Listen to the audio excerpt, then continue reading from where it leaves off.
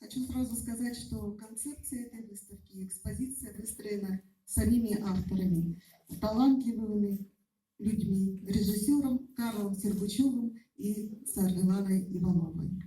Поэтому она наполнена таким даже, я бы сказала, желанием освободиться от стереотипов.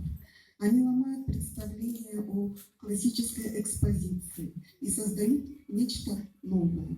Так, первый зал посвящен, мы видим, теме спектакля «Красный шаман». Это ключевой спектакль. Все мы знаем, что в 1964 году на сцене Якутского театра впервые был представлен этот спектакль в сценографии Владимира Иванова. И эта сценография, она перевернула представление о роли художника в театре. И все мы знаем, что в этом спектакле блистательно исполнял роль красного шамана Лазарь Серпичев.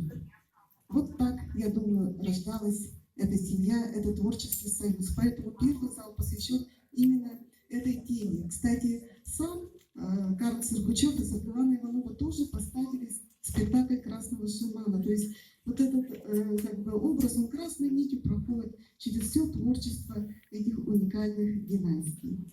Но если дальше рассмотреть, то зрителя ведет как нить Ариадны вот эта лента фотографий. Это не просто лента фотографий, это не просто хроника. Это ступени творческого роста Саргаланы Ивановой и Карла Сергучева. И эти фотографии, они раскрывают, как нить Ариадны, ведут по залам, по экспозиции, да, и человек попадает в лес, как это ни странно, да, вот кто еще не проходил во второй зал, вас встретит очень необычный лес. А что такое лес? Это всегда такое пространство тайны. Да, а театр и вообще творчество — это всегда что-то такое потустороннее.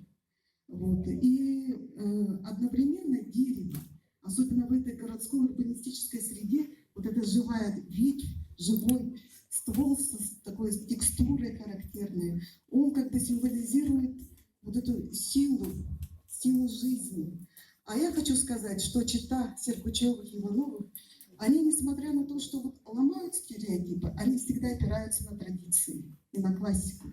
Это абсолютно правильно, потому что сила в классике, тому доказательство постановка Александра Македонского,